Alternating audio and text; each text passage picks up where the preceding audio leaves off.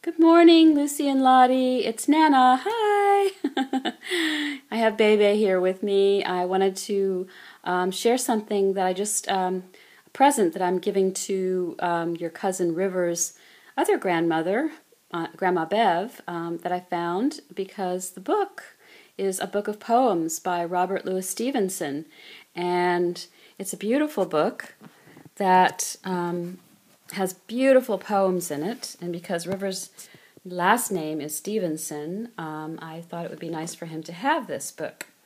And this book was actually, these poems were written, quite a while ago, over 100 years ago, which is a long time, but they were illustrated by this man who is a Japanese illustrator, and it's really a beautiful book. And I know, Lucy, you're learning to read, so you might appreciate this book, but it has some language that's very old in it. So it helps to have someone read it with you. But I'm going to read you at least one poem from it. I want to show you some of the beautiful illustrations in it because they may remind me of spring, especially this one.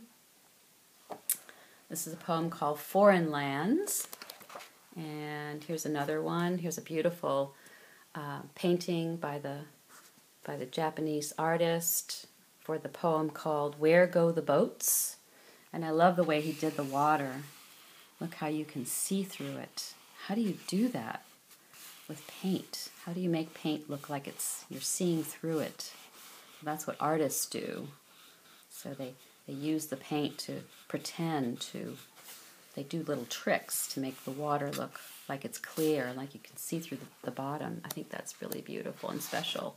I love this picture of the little boy who's in his bed. He's probably sick for the day, and so he had to stay in bed, but he finds a way to amuse himself with all of his toys and his paper hat. And this is a very famous poem called The Land of Counterpane that Robert Louis Stevenson wrote. And counterpane was the old-fashioned name for this bed cover. We don't call them counterpanes anymore.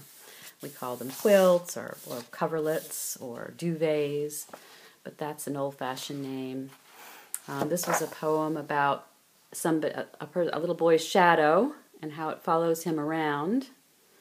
So now that it's summer, you'll probably see lots more of your shadows when you get the sun behind you. Let me see. Of course, this is a very famous poem called The Swing. I'll read this one to you. How do you like to go up in a swing, up in the air so blue? Oh, I do think it is the pleasantest thing ever a child can do. Up in the air and over the wall, till I see so wide, rivers and trees and cattle and all over the countryside. Till I look down on the garden green, down on the roof so brown, up in the air I go flying again, up in the air and down. Swinging back and forth. I'm going to get Lottie dizzy if Lottie's watching this. So Robert Louis Stevenson wrote lots and lots of wonderful poems.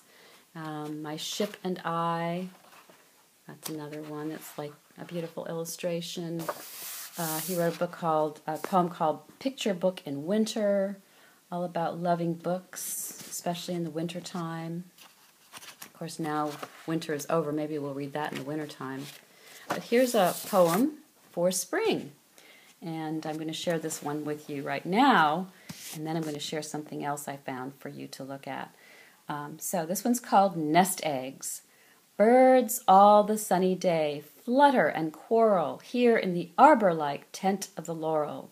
Here in the fork the brown nest is seated. There's the brown nest. 4 little blue eggs the mother keeps heated, while we stand watching her, staring like gabies. Safe in each egg are the bird's little babies. Soon the frail eggs they shall chip, and upspringing, make all the April woods merry with singing.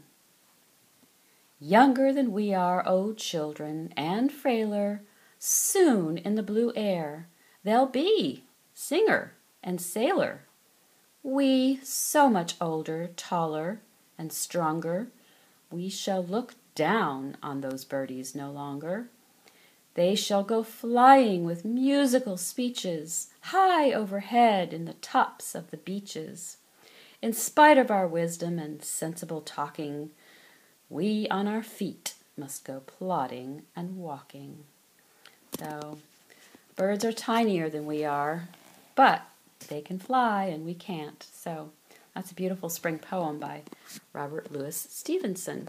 And here behind it is the book is something that I was given, a gift that someone gave me, someone very nice that lives here, and it's called, you know what this is?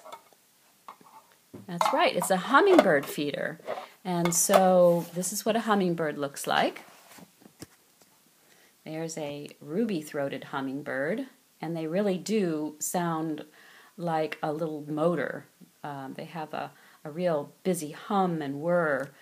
Because I know this because when I put this feeder out, one of the little hummingbirds who lives in the tree right next to the feeder came and he dove at me. And as he dove at my bathrobe, he made such a loud humming sound. I couldn't believe that it was so loud coming out of this bird. But their wings flap so many times, hundreds of times a minute, and they breathe hundreds of times a minute. They're very, very fast little animals, and so they have to have a lot of energy. And so they put their little beaks down into these holes because they love red.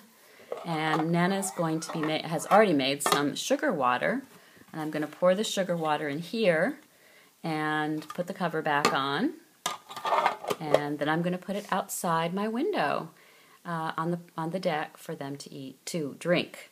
And so I've been watching them. It's hard to they fly away as soon as I look at them, so I can't really get a picture of them too well. But anyway, that's something that Nana's doing for spring to help feed the busy, energetic honeybees. I hope you're having a great day and enjoy your Easter weekend. Love you, big girl. Mwah.